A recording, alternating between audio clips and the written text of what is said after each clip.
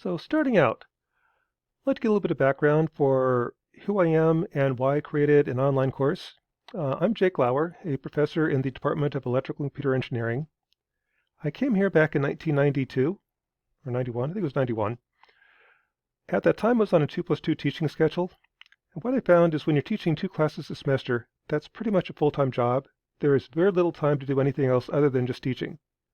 And it's not just me. Other faculty have mentioned the same thing, that many faculty in engineering on a 2+1 teaching schedule, 2 classes one semester, one in another semester. Many faculty have told me that when they're teaching 2 classes a semester, there just isn't time to do any research. Nothing's going to get done that semester. And I can kind of understand why. That when I was here, I would have every day 5 or 6 hours of office hours. Students lined up outside my office trying to get help on the homework, trying to get me to explain the lecture one more time, so on. And that was making it basically impossible for me to do research. So what I wound up doing is taking my lectures and putting them online. What I found is once I started doing that, the number of students lining up for office hours basically disappeared. That was a huge time savings for me. In addition, I wouldn't have students stopping by saying, I lost my homework, can you give me a new one? Well, the homeworks are posted online. That also freed up quite a bit of time for doing research. That also allowed me to teach more and more classes. What I've wound up doing, currently where I'm at, is a website called Bison Academy, which houses a dozen classes in electrical computer engineering. In each of these classes, I've got my lectures posted. Again, that was the huge time savings that I had. If a student missed class, they would have to stop by and ask me to repeat it. They could just grab the lecture notes. If a student needed a refresher, again, the lecture notes are right there. So this was a huge time savings for me and allowed me to get my research done. What that also allowed me to do is teach more and more classes. In the late 90s, quite a few faculty left electrical and computer engineering, so we needed more faculty to teach more classes. So I started picking up 2, 3, 4. In 2020, when COVID broke out, I was actually teaching 6 classes that semester. And these aren't small classes. It was Introduction to ECE with about 80 students, Circuits 1, Electronics 2, Embedded Systems, Control Systems, large classes. And the reason I was able to do that is because I would put my classes online. Now, the format that I'm using is something that's developed over the years. I've tried different formats for classes. What works for me is the following. First, I take all the classes and lay out the syllabus on a daily basis throughout the entire semester. That helps me because I can look at this and try to figure out what's going on, what's coming up. When it comes to Friday, March 26th, I know what class we're going to cover. It's right here. There's my lecture. And likewise, when I'm teaching 6 classes, it's hard to keep track of where I am in each class. Well, this is my coordination. In addition, back in 2000, we went to hybrid learning, so students could take the class in person, live stream, and online. To make this more friendly for live streaming, I took all the lecture notes and put them in landscape format. This just makes it easier to present to classes when they're online.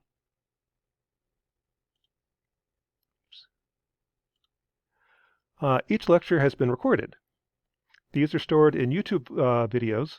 So like on this guy, you get your YouTube ad, 210. So this would be the lecture on Riccati equations. I'm going to kind of walk through it. We have the daily handouts. If there's a handout for that day, people online can go through the handout and keep up with the track of the class. If there's code necessary, sample code, homeworks and solutions. Again, quite a few students would stop by my office for office hours asking for copies of the old homework, or because they lost it. Well, they don't have to do that anymore because the homework's posted online. If you lose it, just print out another one. In addition, students tend to like to see examples. And I also don't see the point of handing out homework if you don't tell the students how you do the homework. So I'll also post the solutions. What this means is I cannot use textbook homework. That would violate copyright. I have to make up my own homework sets every semester. I'm double clicking here for some reason. So I've got these solutions posted. Once the homework's been posted and solutions or homework is due, I'll post the solutions. In addition, I'll have these solutions for the past, bunch of years. So these are the homework sets, tests, and solutions from the past 4 semesters. So that's kind of the format of Bison Academy. What I'd like to do is kind of explain how I create the website, how I create the videos, how I upload everything, but that'll come up in just a sec. So creating the website. What I found works pretty well is I have a hard drive that I've set up with a tree structure. So this is my website. It's the same tree structure as my website. I originally had everything in one big file, and this just got too messy. What I found is you got to get a little bit more organized when you start having 10, 12, 14 classes online. Each class, let's grab this one. I'll split it up into the daily handouts, the homework assignments, the lecture notes, and videos.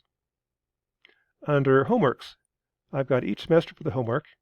So say for this semester, fall 2021, these are the homework sets and solutions. Everything's in a PDF file. I'm going to use PDF files because anybody can read PDF files. Mac users, IBM users, Windows users, Linux users. It's fairly universal.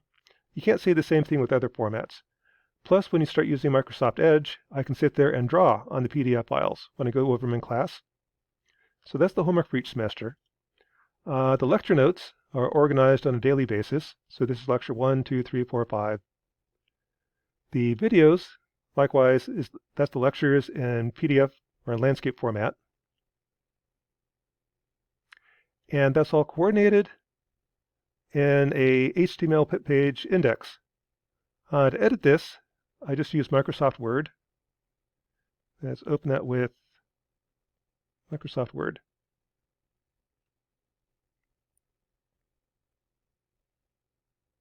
So this is the Word document. I'm going to view it as a web layout. So this is what you're going to see on the web. Again, this is just regular text and a table. I tried to use the more complicated formats with images, and that just got too complicated. It took too long to download. This is simple. It works. On here, if you hit Control K, I can sit there and take one of the lectures, Control K, and where that's linked is under Lectures. Which one I click on? That was lecture number 3. That'd be right here. And I've got the link for that guy. Likewise on the videos, this goes under the directory videos. I can kind of show you that. Control K, videos, video number 3. As the semester goes along, I'll start adding homework sets and solutions. So once I add a homework set, I will sit there and add the link for homework set number 3. Control K. This is homework for fall 21, homework 3. Or solution, let's suppose that. Then save the HTML file. Once I save it, I can upload the files. To do that, again, this has the same tree structure as online. To do that, I'll go to a place called, oops, I got that open. Open. Sorry about this, kind of fighting with my browser here. I'll go to my web host. I'll use FatCow. FatCow is pretty easy to use, is very friendly. Then go back under Advanced Tools. You can do Weebly. That's how I created the homepage for FatCow. We'll actually start with that.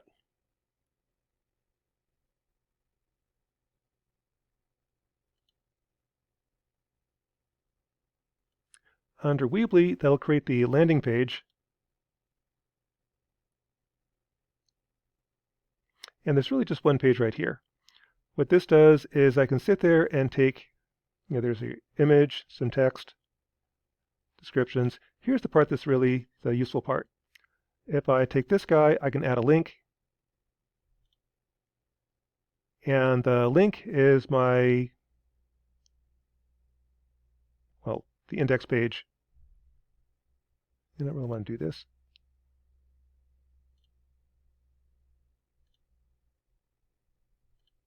The link is going to be right here, Bison Academy /ECE 111 /index.htm. That'll take me to this page. When I want to start adding material to that page, I'll go under File Manager.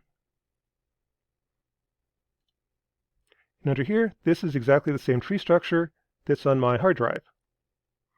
So under, say, the last class was at 111, I'll have the same directories, same subdirectories. Under Homework, I'm adding homework for fall 2021, and do Upload. I can take this guy. What are you doing? Go under Homework, correction, go under the Web, double-click, 111, Homework for fall 21, again, fairly involved, but then I can upload the homework.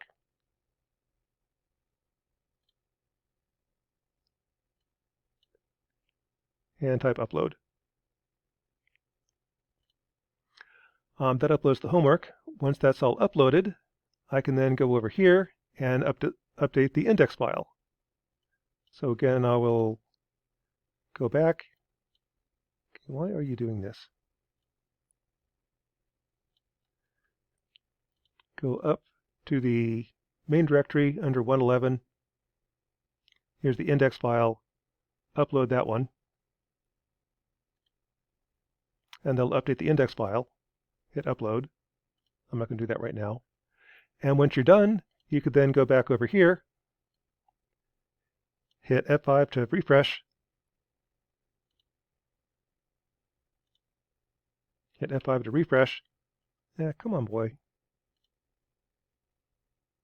Here we are. And I'll have an updated homepage that'll have the homework linked, the solutions linked, and kind of do that throughout the semester.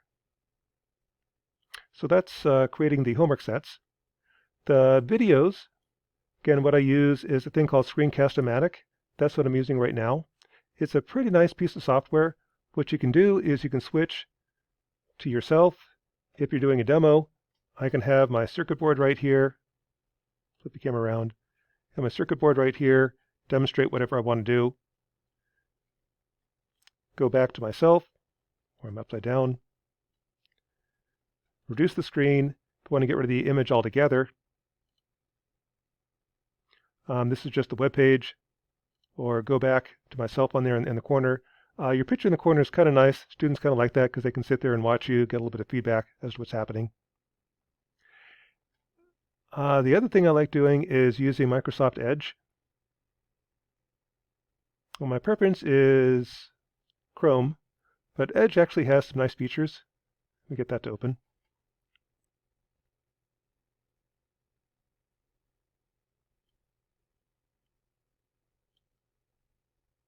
What Edge lets you do is when you're going through the lectures, like on this one,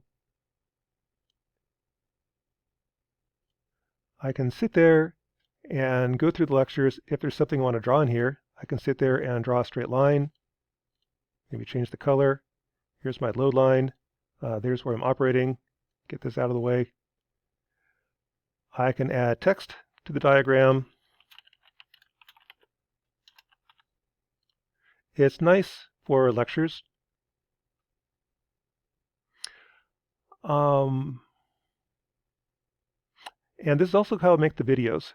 When you do Chrome, you just kind of walk through the lecture, doing your annotation, adding stuff to it, drawing. At the end, save it as an MP4 file. I can upload that to YouTube. Can kind of show you, create your own YouTube channel. Let's see, where am I at?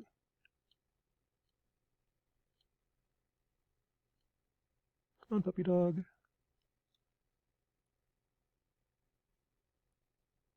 Oh.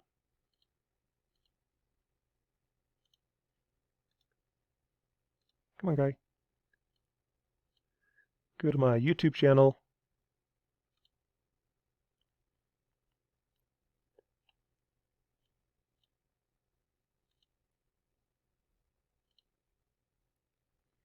And once you have your files, I can upload them. So just say create, upload a file.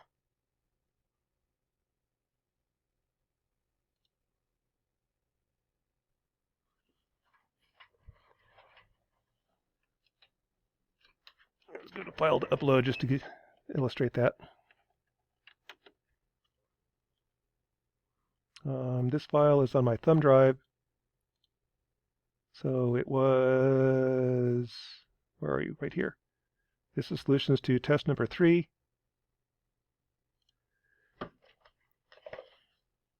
Bring it back in.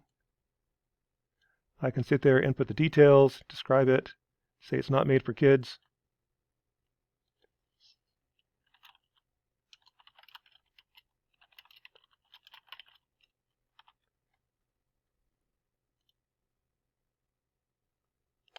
Go to next, next, public, and that'll be a file that's online now. I can now copy that link. I'm not going to do this right now, but copy that link, and back under Word, I can then do a hyperlink to my YouTube file. So this is the solution to test number 3 that I just posted.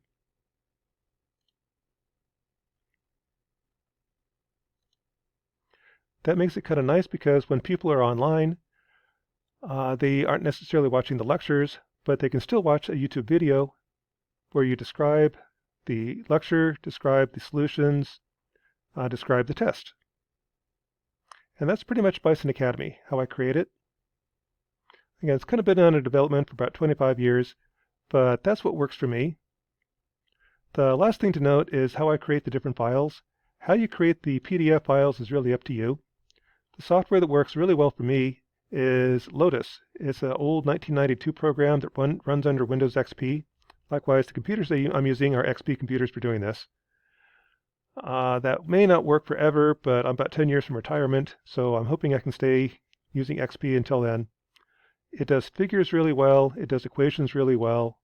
The results look professional. I like it. It's what I used in my dissertation, and I'm still using it. As far as the website's creating is concerned, it doesn't care. Any way you can create a PDF file is up to you.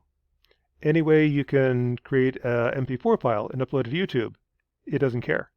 All this does is link the files once you get them, and the files again are stored on my own hard drive with a tree structure that matches the one on Fat Cow. So that's my story, Jake Lauer in Department of Electrical Computer Engineering at NDSU.